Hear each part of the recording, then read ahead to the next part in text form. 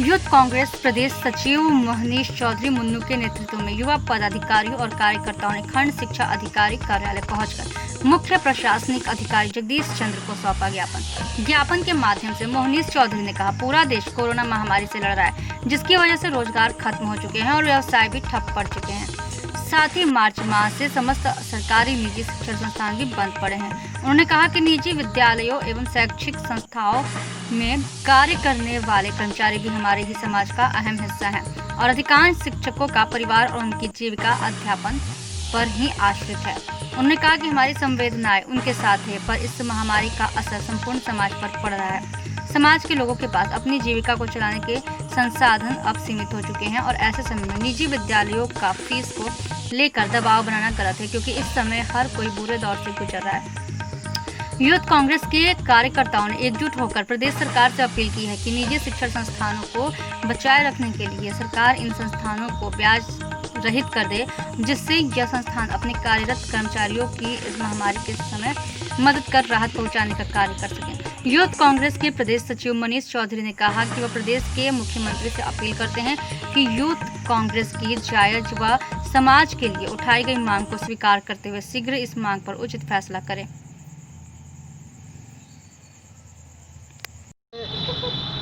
आज हमने जो ज्ञापन दिया है, ये यहाँ खंड शिक्षा अधिकारी कार्यालय में हम लोग आए हैं। रवि मेहता जी जो उप शिक्षा अधिकारी हैं वो है नहीं, तो उनके अनुपस्थिति में जगदीश चंद्र जी जो मुख्य अधिकारी हैं यहाँ पे, उनको दिया है। हमारी मांग है जो स्कूल फीस का स्कूल फीस जो लगातार प्राइवेट संस्थानों द्वारा मांगी जाती है, उसको सरकार तुरंत माफ़ करे और एक ब्याज मुक्त लोन इन प्राइवेट स्कूल वालों को दे दे, जिससे कि इनका जो स्टाफ है उनको ये लोग तनख्वाह इत्यादि की व्यवस्था कर सकें। और ये जो लगातार दबाव अभिभावकों पर बना रहे हैं, माता पिताओं पर बना रहे हैं बच्चों के, रोज़ सुबह एक मैसेज उनके फ़ोन में होता है कि स्कूल फीस जमा करो, उस चीज़ से अभिभावकों को भी छुटकारा मिले, स्कूल वालों को भी छुटकारा मिले। तो हमारी ये मांग है कि पहले तो जो संस्थान जब तक बंद है तब तक की फ़ीस माफ़ हो, और दूसरी हमारी मांग है जितने प्राइवेट शिक्षण संस्थान हैं इनको सरकार ब्याज रहित लोन दे 1 वर्ष के लिए। हम दोनों, हमारे लिए वो दुश्मन नहीं है, हमारे दुश्मन नहीं है। जो शिक्षण संस्थान के लोग हैं वो भी हमारे ही लोग हैं, अपने ही लोग हैं, उसमें जो शिक्षण का कार्य कर रहे हैं। हमारी संवेदनाएं उनके साथ हैं, लेकिन हम इस तरीके का जो दुगना डबल बोझ हमारे ऊपर डाला जा रहा है उसके हम दुर्विरोधी हैं। देखिए, कोरोना महामारी वैश्विक महामारी, आप भी जानते हैं, मैं भी जानता हूँ। इसके असर से कोई अछूता नहीं रह गया है। यहाँ तक कि हमारे एक पत्रकार साथी की पत्नी भी टीचर है, एक दिन उसका भी दर्द मेरे सामने आया था, वो भी परेशान था उस चीज़ को लेकर के। मेरी संवेदनाएं, मैं फिर कह रहा हूँ, मेरी संवेदनाएं स्कूल के अध्यापकों के साथ हैं, लेकिन जब कोरोना महामारी के समय में हर व्यक्ति परेशान है, हर आदमी के पास बहुत सीमित संसाधन रह गए हैं। आज के में व्यापार की हालत आप देखिए, बाज़ार खाली पड़े हैं, जो लाखों नौकरियां छोड़ करके लोग अपने घरों पर बैठे हैं। ऐसे समय में फीस कैसे भरेगा आदमी, जिसके बाद 2 वक्त की रोटी की व्यवस्था करने के लिए उसको जद्दोजहद करनी पड़ रही है। ऐसे समय में फीस एक उसके लिए अतिरिक्त है। अच्छा, दूसरा एक इसी में बात जोड़ना चाहूँगा कि क्या सरकार ऐसी पूरी व्यवस्था करके चल रही है कि गांव में नेटवर्क की पूरी सुविधा है? क्या आपने कभी ये सर्वे करा करके देखा है कि कितने बच्चे ऑनलाइन क्लासेस को ज्वाइन कर रहे हैं? यदि क्लास में 100 बच्चे हैं तो मुश्किल से 20 से 25 बच्चे उस ऑनलाइन क्लास को ज्वाइन कर रहे हैं।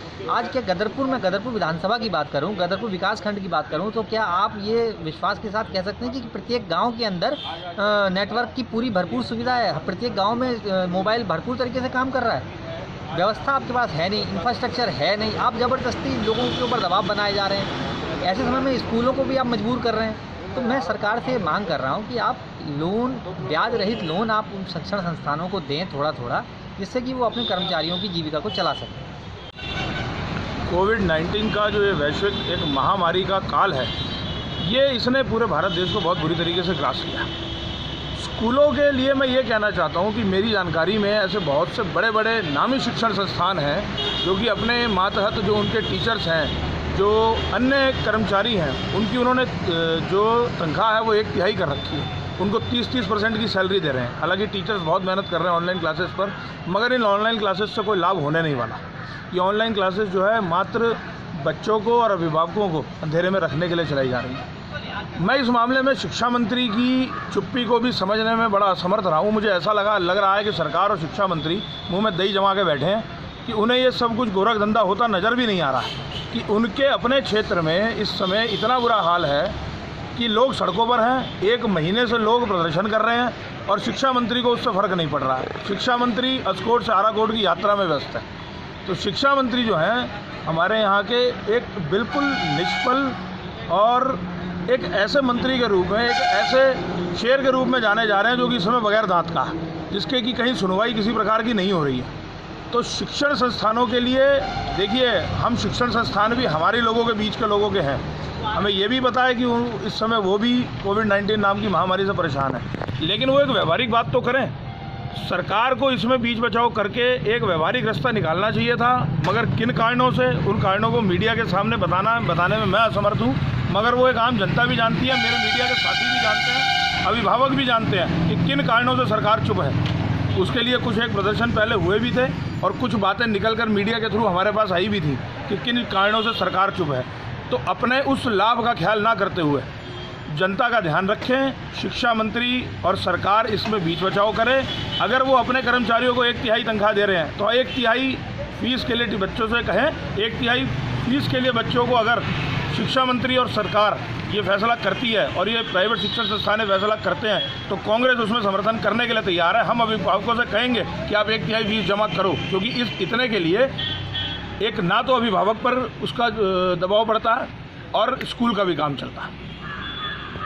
अभिभावकों की तो बच्चे स्कूल नहीं जा रहे हैं, उनकी फीस तो माफ़ी होनी चाहिए।